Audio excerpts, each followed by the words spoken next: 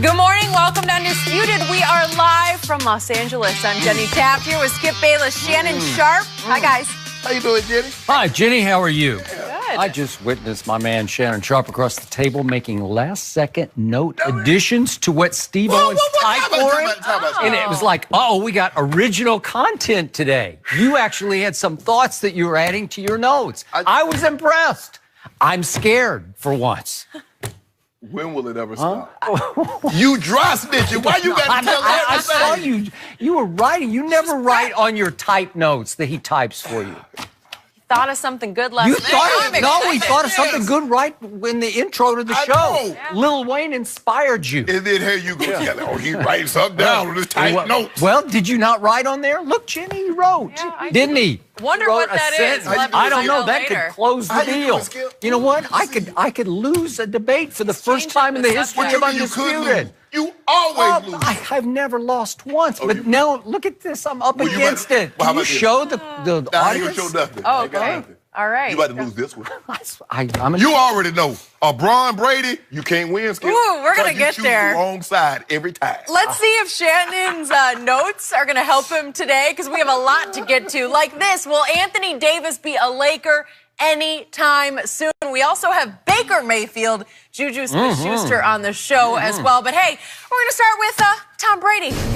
He's heading to his 9th Super Bowl on Sunday and can become the first player ever to win 6 rings. When you look at Brady's resume, it's only natural that people call him the GOAT of the NFL.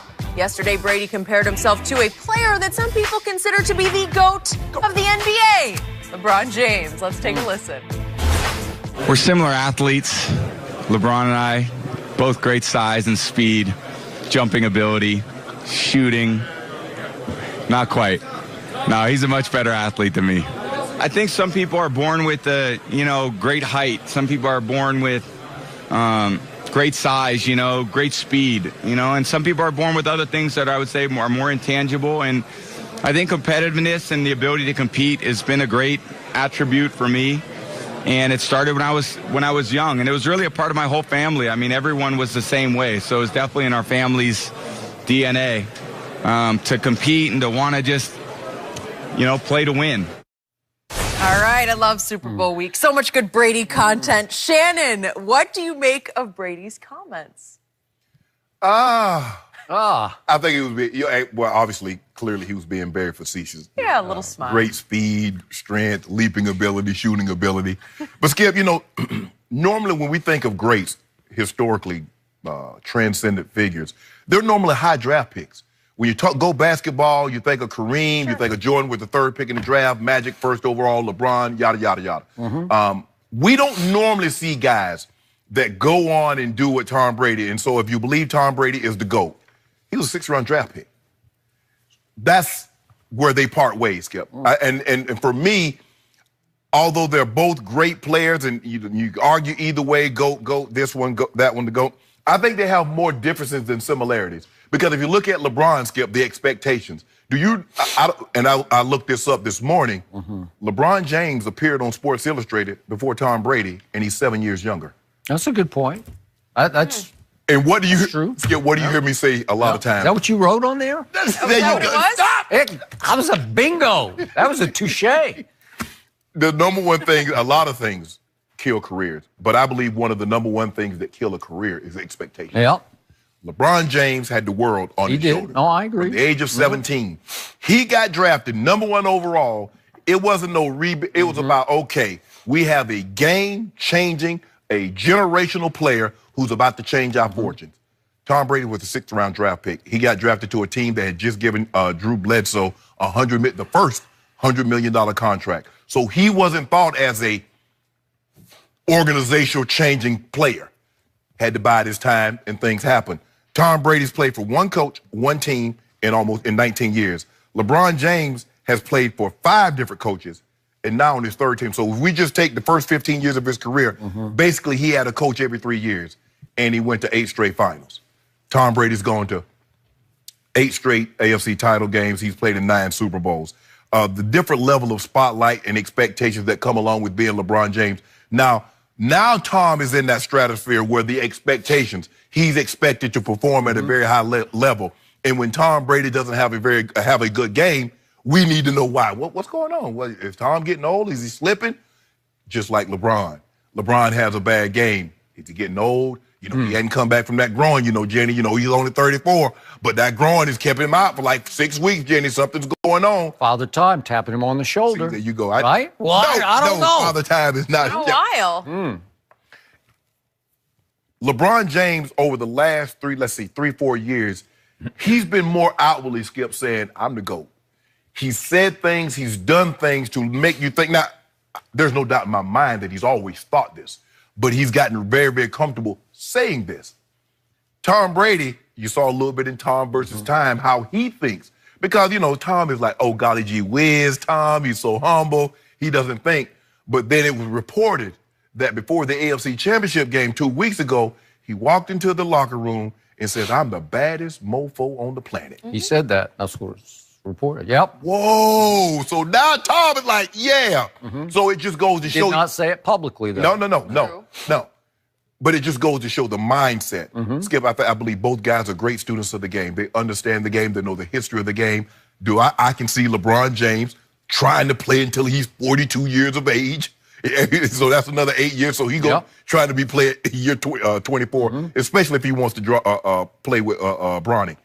Skip, I just believe that there are more differences than similarities given their background. One guy came straight out of high school with the world on his shoulders. The other guy got an opportunity to go to college, spend 4 years in college, have a great coach. Because by any stretch of the imagination, no matter what you think, Coach Belichick is either the first or the second greatest coach in NFL history.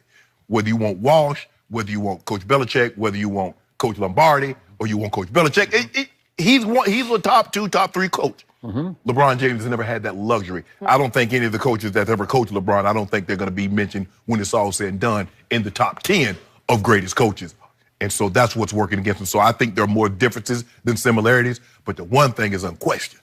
If you say one is the GOAT, the other has to be the GOAT as well. Oh, really? Yeah. 2 + 2 equals 4. 6. Because 6 rings. Whoa. Brady's about to win his 6th ring. Whoa. Hold on.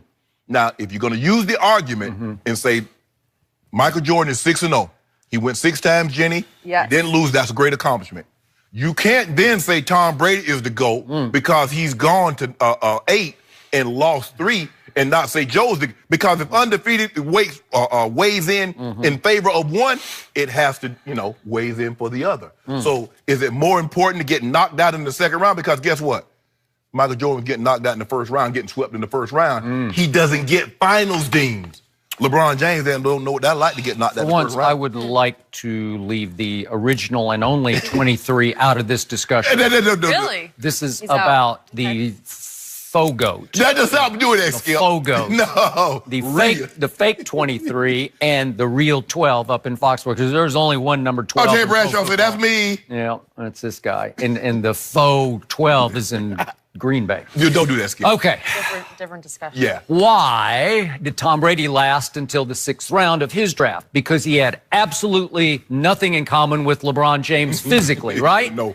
He ran the ugliest 40-yard dash in the history of the combine. It's just hard to watch. It's hard on your eyes. It was an eyesore of a 40-yard dash. Did he have the biggest arm? No, he did not. No. Did he have John Elway's athletic? He did not. Nope. Did he have any touch of Michael Vick? Nope. He had none of the above. He was immobile, and he had, you'd say, an above-average arm, an accurate arm, but nothing to write home about, nothing to write a draft report about where you would rave about Tom Brady. Yeah, we need to take this guy in the first 3 rounds. No. So, back to this. I got to tell you, this headline on this story that was written by Pro Football Talk, that we're using as our sort of springboard into this conversation. Okay. The headline is misleading and ultimately offensive to me because it says Tom Brady shares one trait with LeBron, competitiveness. Well, if you read the quotes, again, Tom jokes about how he shares nothing in common with LeBron athletically. He just makes one joke after another. You can do everything, height, speed, strength, all those things. Yeah. None. He just jokes about that.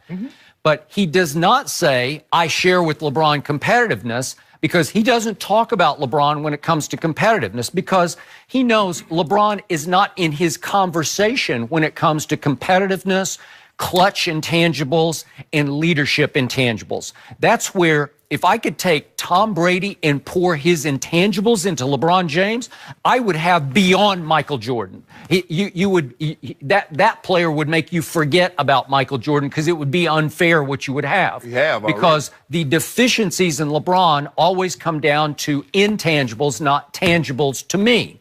So what do we have in Tom Brady here? We have 5 rings that each included a game-winning drive in the Super Bowl. That's extraordinary. He doesn't get enough credit for that. So he's won 5 Super Bowls, and all 5 times he had to bring them back in the clutch in the fourth quarter or overtime, obviously, in the Atlanta.